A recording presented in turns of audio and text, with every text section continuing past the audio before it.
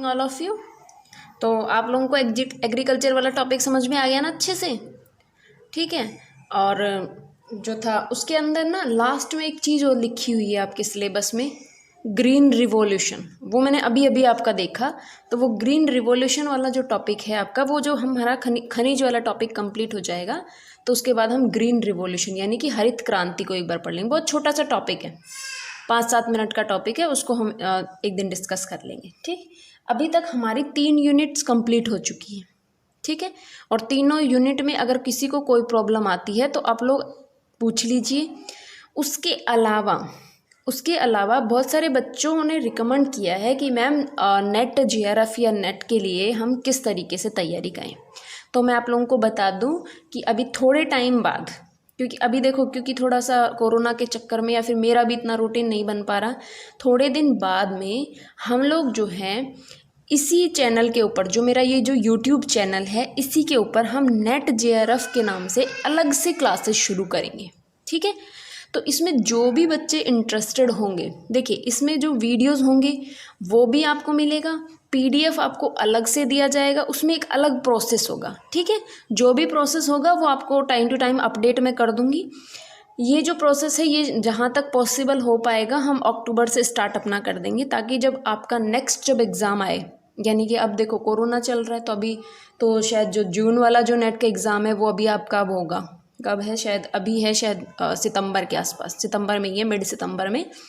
तो इतनी जल्दी तो ये सब पॉसिबल नहीं था। लेकिन अब जो आपका नेक्स्ट एग्ज़ाम होगा, जब आप फाइनल ईयर में ही होंगे, तो अगला जो नेक्स्ट ईयर में शायद हो सकता है ये मई जून के आसपास ही आपका फिर से होगा। तब के लिए हम लोग इसमें सारी चीज़ें पढ़ेंगे, पूरा ज्योग्राफी भी पढ़ेंगे, उसके अलावा हम फर्स्ट पेपर को भी पढ़ेंगे उसमें, क्योंकि इसमें आपके 2 पेपर हैं। फर्स्ट पेपर जो आपका जो मेंटल एबिलिटी से रिलेटेड है उसके बारे में भी पूरा डिस्कस करेंगे, हर एक चीज़ को लेकर हम चलते रहेंगे उसमें। ठीक है, उसका जो भी आगे का जो प्रोसेस है वो हम लोग बाद में डिसाइड कर लेंगे जैसे भी होगा। तो आज बहुत सारे बच्चों ने जो है मैसेज किया था कि मैम नेट के लिए क्या पढ़ना है, कैसे नोट्स आप कब दोगे हमें। ठीक है, तो कुछ भी जो भी आइडियाज़ होंगे, न्यू आइडियाज़ होंगे, वो मैं आप लोगों को बता दूँगी।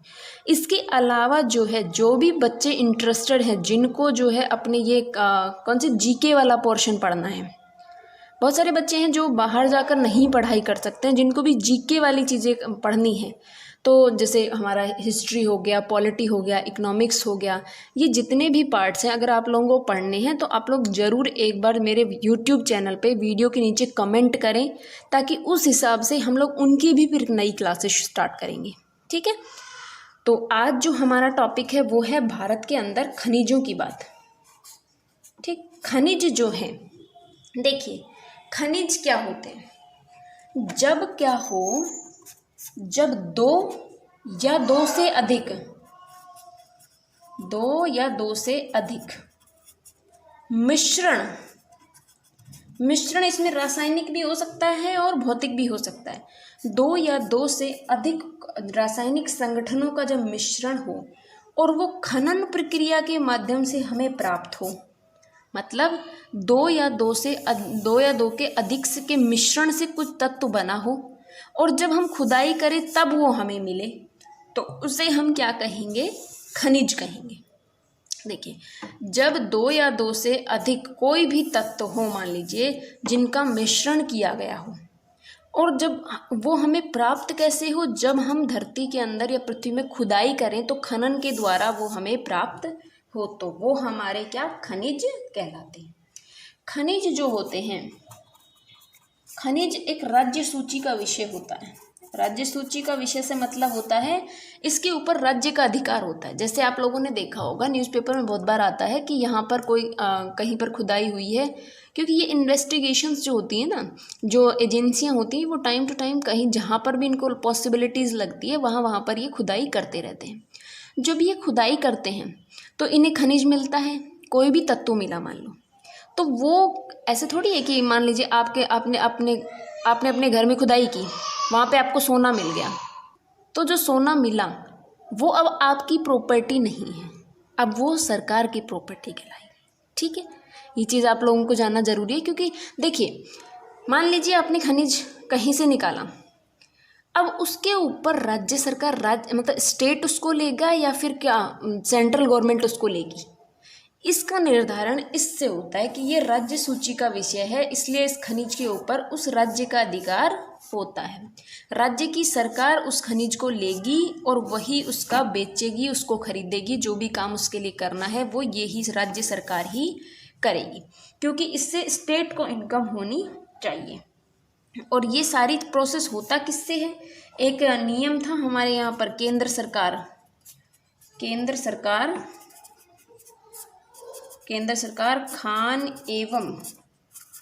खान एवं खनिज अधिनियम 1957 के तहत, ये अधिनियम 1957 बना था, उस अधिनियम के तहत ये सब निर्धारित किया गया था। अब देखिए, भारत की जो कुल राष्ट्रीय आय थी, नेशनल जो इनकम होती है, उस नेशनल इनकम में खनिजों का योगदान की अगर बात करें तो खनिज का योगदान सिर्फ 2.67% है। मतलब जितनी भी हमारी नेशनल इनकम होती है, जो राष्ट्रीय आय है, राष्ट्रीय आय का 2.67% ही है जो खनिजों से हमें प्राप्त होता है। अब 2-3 चीज़ें हैं जो हम जानना जरूरी है, जैसे भारत में खनिजों का अजायब घर, खनिजों का जो अजायब घर कहते हैं वो कहते हैं छोटा नागपुर को।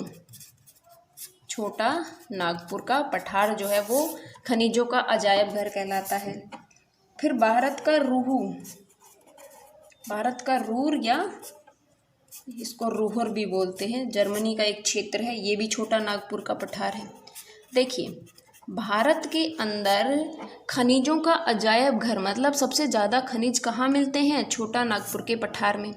भारत का रूर या रूर क्षेत्र भी छोटा नागपुर के पठार को कहते हैं। देखो, रूर या रूर क्षेत्र जो है वो जर्मनी का एक क्षेत्र है, रूर क्षेत्र जर्मनी का है, लेकिन इसको जो है यहाँ पर संज्ञा दी गई है कि वो भारत के छोटा नागपुर के पठार के समान पाया जाता है। वहाँ पर भारत के छोटा नागपुर के पठार में भी इसी प्रकार की विशेषताएं हैं। जितना जो खनिज यहाँ मिलता है उसी प्रकार का खनिज यहाँ पाया जाता है, इसलिए इसकी जो है एक तरीके से संज्ञा दी गई है। इतनी चीज़ों में कोई दिक्कत? अब देखिए, आप लोग राजस्थान में रहते हैं तो राजस्थान का अजायब घर कौन सा है? राजस्थान का अजायब घर की बात करें तो हमारा हाड़ौती का पठार है। हाड़ौती का पठार, राजस्थान का अजायब घर हाड़ौती का पठार है अपना। और भारत के कुल खनिज निर्यात में सर्वाधिक अंश 66% हमारे यहाँ हीरे का माना जाता है। अब देखिए, भारत में 7 क्षेत्र हैं जो खनिजों के भंडार के लिए फेमस हैं। इतनी चीज़ों में कोई दिक्कत कि कहाँ जो है हम लोगों ने सिंपल अभी तक क्या बात की है? सिर्फ इंट्रोडक्शन की बात की है।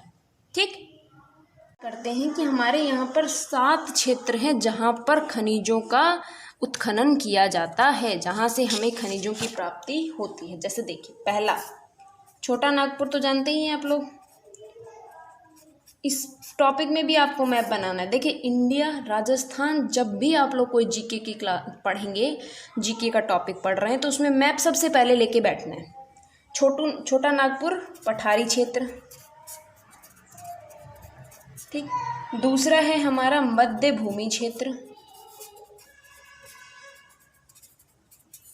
और तीसरा है हमारा दक्षिणी क्षेत्र। और हमने बात की 7 क्षेत्र हैं। देखो, छोटा नागपुर का पठारी क्षेत्र हो गया, उसके बाद मध्य भूमि क्षेत्र, फिर दक्षिणी क्षेत्र, और चौथा है हमारा पश्चिमी क्षेत्र जो भारत के पश्चिम की बात कर रहे हैं। फिर 5वें पे आता है हमारा दक्षिण पश्चिम क्षेत्र, छठा है हमारा हिमालय क्षेत्र, और 7वां है हमारा हिंद महासागरीय क्षेत्र।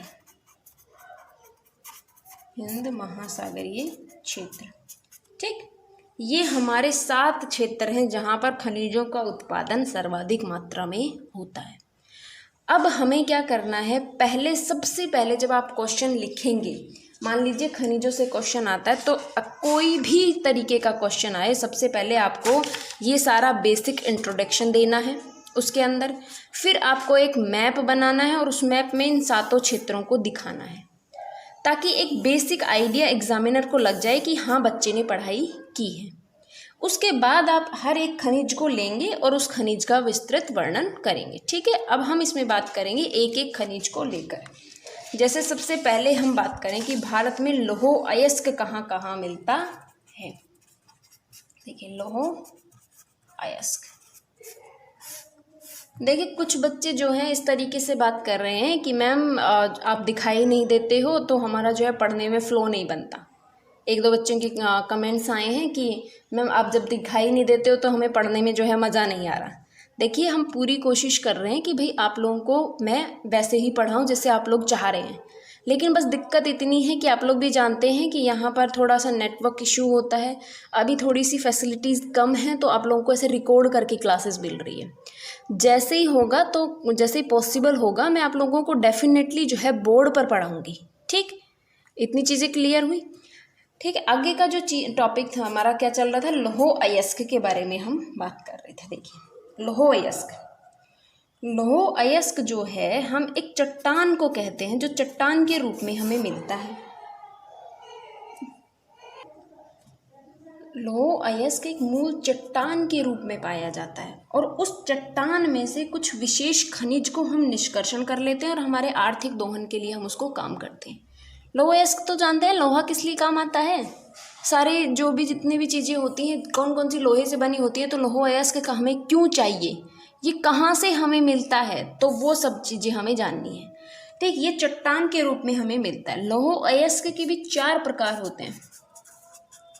ठीक, 4 प्रकार होते हैं। पहला हमारा मैग्नेटाइट प्रकार का लोहा, मैग्नेटाइट, हेमेटाइट और फिर सिलिमोनाइट। देखो ये ना इनकी क्वालिटी के आधार पर है। आप देखिए, आप एक 100 रुपये की चीज़ खरीदते हैं, 1000 रुपये की चीज़ खरीदते हैं, सेम चीज़ है, लेकिन जो है आपको उसमें डिफरेंस मिल रहा है। एक 100 रुपये में मिल रही है और जो है आप दिल्ली के चोर बाज़ार में जाइए, वहाँ जो चांदनी चौक वाला मार्केट है, आपको जो चीज़ मार्केट में 1000 की मिल रही थी वो वहाँ 100 रुपये में मिलेगी। लेकिन सिर्फ अंतर कितना है, क्वालिटी का। क्वालिटी का जो अंतर होता है वही यहाँ पर है। मैग्नेटाइट, हेमेटाइट, लिमोनाइट और सीडेराइट, जब इस सीक्वेंस में हम बढ़ते हुए आते हैं तो यहाँ क्वालिटी बढ़ रही है। मैग्नेटाइट सबसे कम अच्छा होता है, सीडेराइट सबसे अच्छा कोयला या लोहा माना जाता है। मैग्नेटाइट जो होता है इसमें 70% से अधिक हमारे यहाँ पर क्या पाया जाता है, सॉरी इसमें ना थोड़ा मैंने उल्टा बोल दिया है। जो मैग्नेटाइट होता है इसके अंदर सर्वाधिक ये अत्यंत वो एक तरीके से अच्छा लोहा माना जाता है, और सीडेराइट जो होता है वो हमारा सबसे कम अच्छा कोयला लोहा माना जाता है। ये इस प्रकार से बढ़ता है। ठीक है, वो मैंने गलती से आप लोगों को बोल दिया, वो मैं कोयले वाले टॉपिक में पहुँच गई थी। देखिए मैग्नेटाइट, हेमेटाइट, लिमोनाइट और सीडेराइट, सबसे अच्छा मैग्नेटाइट, फिर हेमेटाइट, फिर लिमोनाइट और सबसे बेकार होता है सीडेराइट। मैग्नेटाइट जो लोहा होता है ये 70% से अधिक इसके अंदर लोहा होता है। देखिए सोने की बात कर लेते हैं। आप सोना तो सब लोग जानते हैं ना, 24 कैरेट, 22 कैरेट, फिर उसके अंदर जो है मिलावट आना हो जाती है। एक हॉलमार्क का सोना आता है, फिर उस तरीके से उसकी क्वालिटी जो है घटती चली जाती है। आप गाँव के सुनार के पास जाइए, वो आपको आधा ही सोना देता है, आधा उसमें खोट देता है। रीज़न क्या है, क्वालिटी जैसे जैसे कम होती जाती है। एक जो है सोना किस रूप में आता है, सोना एक ईंट के फॉर्म में आता है, सोना एक ईंट के रूप में हमें मिलता है। फिर उसको जो है ऐसे तोड़ करके उसको जब कोई भी आइटम जब हम बनाते हैं, यानी कोई भी प्रोडक्ट जब बनाया जाता है उससे, तो उसमें उस सोने की मात्रा कितनी है और उसमें खोट जो मिलाया जाता है, जो अन्य तत्व मिलाए जाते हैं, उसकी मात्रा कितनी है, ये डिपेंड करती है उसकी क्वालिटी पर। मैग्नेटाइट में 70% तक लोहा होता है, 30% तो इसके अंदर भी जो है अन्य तत्व होते हैं, फिर भी ये शुद्ध माना जाता है। इसी प्रकार से जब हम हेमेटाइट की बात करें तो हेमेटाइट में 60 से 70 होता है। लिमोनाइट की बात करें तो 50 से 60 ही होता है, और जब ये सीडेराइट की बात करें तो ये निम्न श्रेणी का होता है और इसमें 30 से 40% तक ही क्या होता है, हमारे लौह अयस्क की मात्रा पाई जाती है। जो ये लिमोनाइट वाला जो लोहा होता है, इसको हम क्या कहते हैं, पीला लोहा भी कहते हैं। पीला लोहा किसे कहते हैं हम? लिमोनाइट को कहते हैं। ठीक है, इतनी चीज़ समझ में आई। अब हम बात करते हैं कि लौह अयस्क के उत्पादक क्षेत्र कौन कौन से हैं। उत्पादक क्षेत्र, उत्पादक क्षेत्र, सबसे पहले हम बात करें कि इसके अंदर सबसे ज़्यादा जो इसका उत्पादन करता है वो है हमारा उड़ीसा का क्षेत्र। ठीक, ये आपके जो है कौन से डेटा हैं अभी, क्योंकि ये भी डेटा चेंज होता रहता है, लेकिन जो ये वाला जो डेटा है मैं आप लोगों को अपडेट कर देती हूँ इसमें। ठीक है, जो नए डेटा हैं आपके उसके हिसाब से आपके देखें कि उत्पादन क्षेत्र में सबसे पहले नंबर पर कर्नाटक है। कर्नाटक के अंदर जो है सबसे ज़्यादा लौह अयस्क का उत्पादन होता है। और कर्नाटक के भी कुछ क्षेत्रों को आपको लिखना पड़ेगा इसमें नाम के साथ, जैसे बाबा बूदन की पहाड़ी, कुद्रेमुख, इनको आपको मैप में ज़रूर बताना है। और यही नाम आते हैं, हासपेट हो गया, चित्रदुर्ग हो गया, ये जो क्षेत्र हैं कर्नाटक के, यहाँ पर सर्वाधिक मात्रा में लौह अयस्क का उत्पादन होता है। फिर हम बात करें कि उड़ीसा की, तो उड़ीसा के अंदर भी हमारे आएंगे बादाम पहाड़, बादाम पहाड़, गुरुम हिसानी। देखिए, भारत की सबसे बड़ी अगर लौह अयस्क की खान की बात करेंगे तो वो हमारी बादाम पहाड़ आएगी, लेकिन उत्पादन में सर्वाधिक बड़ा राज्य कौन सा है? तो हमारा कर्नाटक आएगा।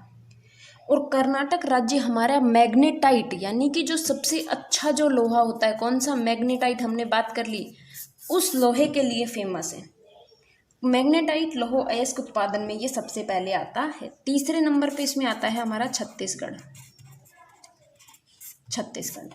छत्तीसगढ़ में अगर हम देखें तो दो क्षेत्र इसमें आते हैं, बौलाडीला या फिर इसको बैलाडीला भी कहीं पर लिखा हुआ मिलेगा, और एक है दल्ली राजहरा। ये दो क्षेत्र है जहाँ पर छत्तीसगढ़ के, जहाँ पर क्या हमारा लौह अयस्क की उत्पादन होता है।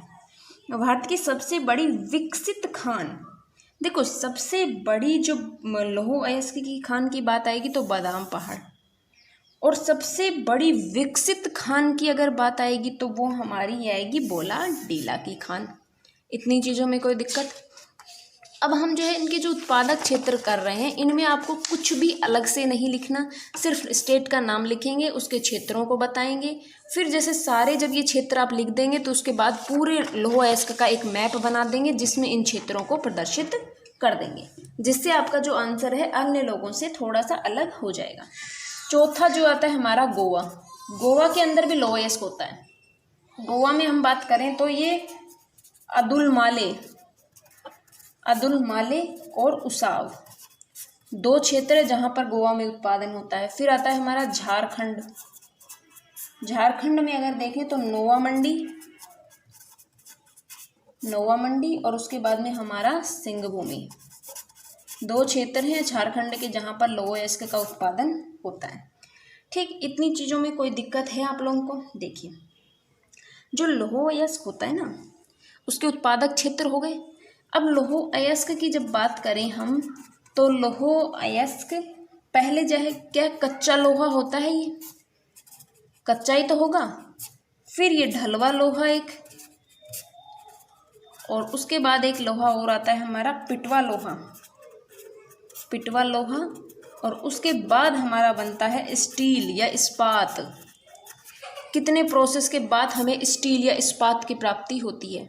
लौह अयस्क जो होता है वो हमें कच्चे रूप में मिलता है, फिर उसको उसी रूप में ढाला जाता है, फिर उसको पिटवा लोहा कहेंगे, फिर उससे स्टील या इस्पात का निर्माण होता है। इस प्रकार से हम इसका अध्ययन करते हैं। ठीक, आज की क्लास में हम सिर्फ लौह अयस्क को देखेंगे और बाकी की जो बातें हैं हम नेक्स्ट क्लास में करेंगे। ठीक है, धन्यवाद।